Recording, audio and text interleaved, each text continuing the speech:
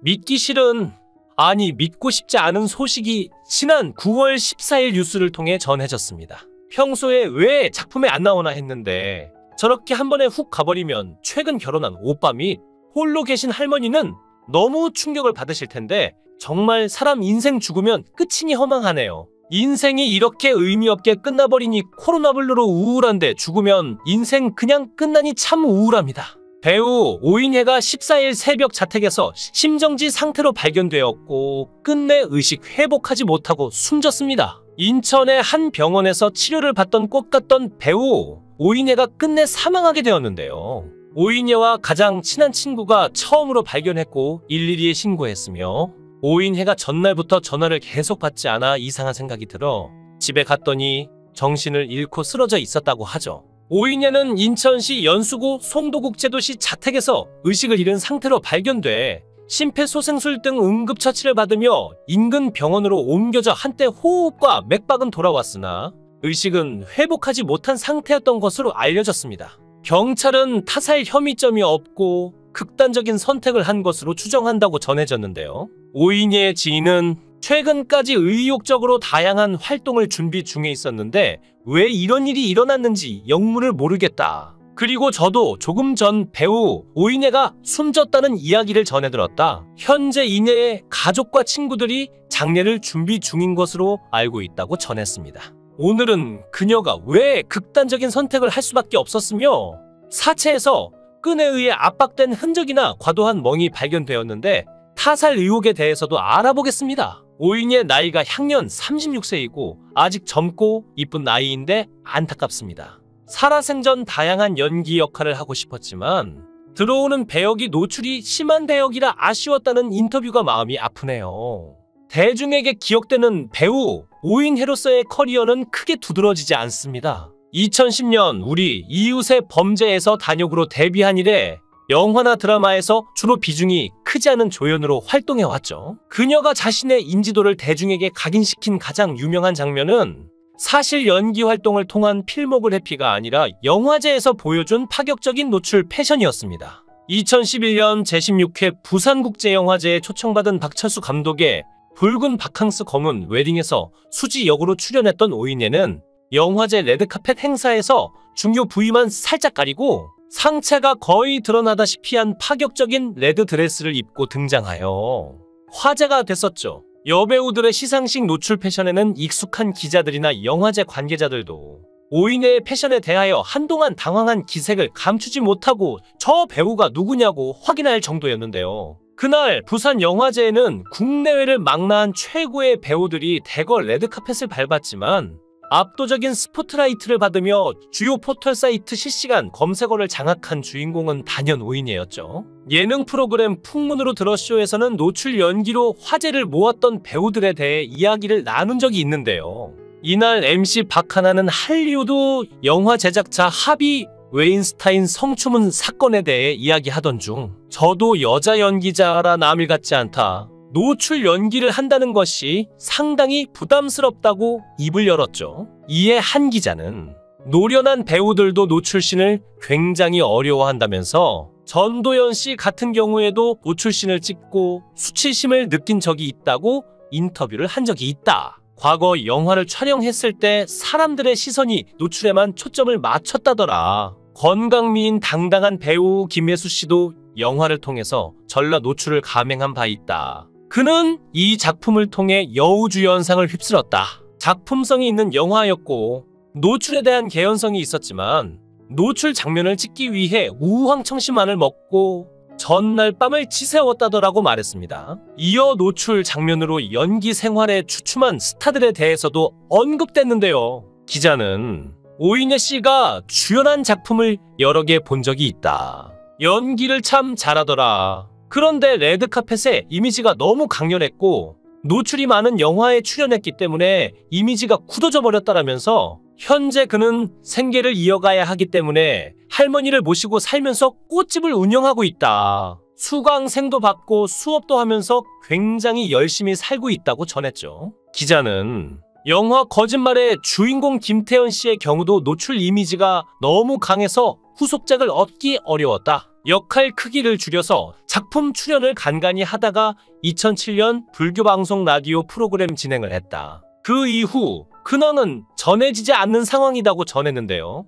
이어 다른 기자는 미인의 이지연 씨 역시 2014년 8살 연상의 사업가와 결혼해 캐나다로 이민을 갔다는 소식이 마지막이라고 설명했습니다. 사실 오인혜가 입었던 드레스는 다른 시상식에서 이미 몇몇 여성 연예인들도 이미 착용했던 의상이었죠. 다만 다른 연예인들이 입었을 때와 비교하면 오인혜만큼 노출도가 심하지는 않았습니다. 의도적으로 의상핏을 조절하는 노출에 수위를 높였음을 보여주는 대목인데 결과적으로 유명세는 얻었지만 굳이 저렇게까지 해야 하나는 비판적인 목소리도 적지 않았죠. 오인혜의 등장 이후로 각종 시상식이나 레드카펫 행사 때마다 여배우들의 의상 수위가 상당히 올라가는 현상이 벌어진 것이 사실이었는데요. 경쟁적으로 아슬아슬한 의상을 착용하는 일부 여배우들로 인하여 노출 사고 등이 발생하는 경우도 잦아졌고 심지어 일부는 시선몰이를 위하여 일부러 노출을 감행한다는 주장 논란에 휩쓸리기도 했었죠. 이러한 젊은 여성 연예인들을 둘러싼 과도한 노출 경쟁을 두고 일각에서는 선정성 논란에 대한 비판 여론이 일기도 했습니다.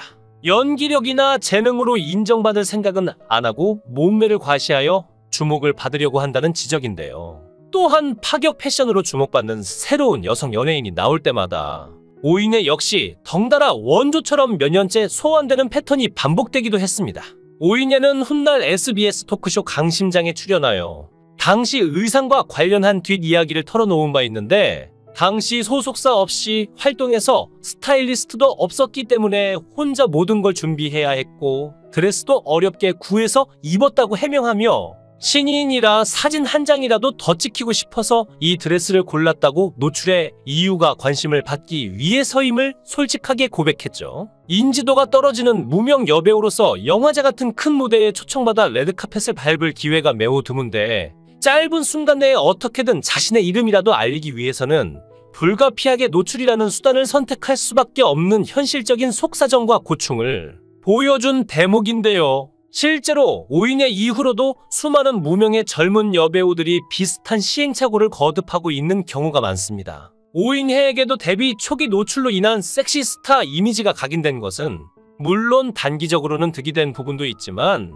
장기적으로는 오히려 피해가 된 측면이 적지 않죠. 오인혜는 2012년 MBC 사극마에 KBS 드라마 스페셜 환양 쥐불놀이 2014년 영화 설계 등에 출연하여 꾸준히 작품 활동을 이어갔지만 그다지 비중 있는 역할은 맡지 못했고 작품들도 그리 크게 성공하지 못한 경우가 대부분이었습니다. 2010년대 중반 이후로는 사실상 공백기가 길어지며 영화나 드라마에서 더 이상 얼굴을 보기가 힘들어졌고 특별 출연에 가깝던 MBN 연남동 539에서 주은 역할이 연기자로서 그녀의 마지막 필모그래 피었죠. 오인혜는 연기 활동이 뜸해진 이유로 배우로서 새로운 모습을 보여주고 싶은데 매번 섹시하거나 판무파탈 같은 역할만 들어온다는 고충을 호소하기도 했고 배우로서 자신의 영역을 구축하기도 전에 영화제에서 보여준 노출 이미지로만 소비되는 것은 큰 부담이었을 것입니다. 또한 오인혜는 파격 드레스 사건 이후 수년째 많은 악플에도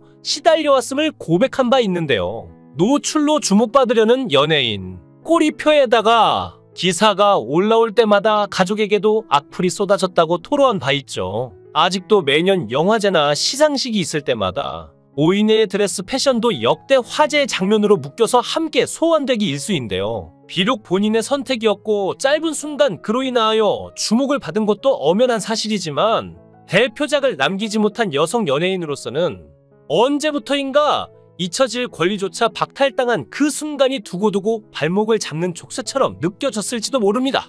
오인혜는 지난 몇 년간 배우로서의 영역을 벗어나 새로운 삶을 개척하는데 도전하는 모습을 보여줬는데요. 플로리스트로 전업하여 꽃가게를 열기도 했고 개인 유튜브 채널도 개설하여 메이크업이나 여행에 대한 컨텐츠를 올리기도 했죠. 오인혜는 최근까지도 다양한 번외 활동을 하면서 한편으로는 언젠가 연기자로서 좋은 작품을 만나 재기하고 싶다는 열망을 내비친 바 있는데요. 하지만 안타깝게도 오인혜는 배우로서 자신의 꿈과 역량을 제대로 펼칠 기회를 얻기도 전에 일찍 세상을 떠나 하늘의 별이 되었습니다. 경찰은 부검 여부를 확정한 뒤 수사를 진행할 것이며 일부 언론에서 밝히기로는 끈에 의해 압박된 흔적에 대해서도 조사 예정이라고 밝혔죠. 그리고 과도한 멍으로 인해 재차 부검이 신청되었지만 인천 연수경찰서 관계자는 국립과학수사연구원에서의 부검 결과 타살 혐의점이 없으며 극단적인 선택을 한 것으로 결과가 나왔다며 수사가 종결되었다고 밝혔습니다. 그녀의 집 주변 CCTV 카메라 영상, 출입자 증언 확인 조사 결과도 타살 혐의점이 없음이 확인되어 수사가 종결되었고 상기된 멍 자국은 병원 이송과 치료 과정에서 생긴 것이라고 합니다. 그런데 지난해 9월 14일 오전 오인혜가 작성한 것으로 추정되는 인스타그램 글에는 다 내 탓이죠. 남 탓하는 건 정말 싫어서 차라리 제 탓을 해요. 전 능력이 되는 한 다 퍼주는 스타일이긴 해요. 돈보다 마음을 주는 게 참 힘들고 비참해지네요 라고 적혀 있었죠. 오인혜는 보고 있겠죠. 절 몸뚱이 하나라고 표현한 그분, 왜 사랑한단 말 하나로 이해해달라고? 이건 범죄입니다며 누군가를 저격하는 듯한 뉘앙스를 보였습니다. 이어 오인혜는 보여줘야 할 것 같다. 혼내줘야죠. 끝까지 오만한 사람은 이렇게밖에 방법이 없는 것 같다며 A씨의 개인 소셜미디어 계정을 첨부하기도 했는데요. 이에 누리꾼들은 오인혜의 안타까운 죽음에 김용호와 A씨가 연관된 것이 아니냐는 의혹을 제기하고 있습니다. 30대 중반이면 한 개인으로서나 배우로서나 한창 활약할 나이이지만 세상은 그녀에게 기존의 선입견과 편견을 벗어던지고 배우로서 존재감을 꽃피울 수 있는 기회를 주지 않았죠. 단지 노출로 잠시 주목받았다가 사라진 여배우라는 꼬리표로 한 사람의 커리어를 평가하기는 쉬울지 모릅니다. 그러나 오늘날도 자신의 꿈과 희망을 위하여 세상의 주목을 받아야만 하는 수많은 무명 연예인들이 비슷하게 겪어야 할 현실의 딜레마라는 점에서 안타까움이 느껴지는 순간입니다. 대중은 또 한 명의 연예인이 세상을 등진 사연을 안타까워하며 그녀의 삶을 애도하고 있죠. 삼가 고인의 명복을 빕니다. 영상을 끝까지 시청해주시고 귀한 시간 내주셔서 대단히 감사합니다.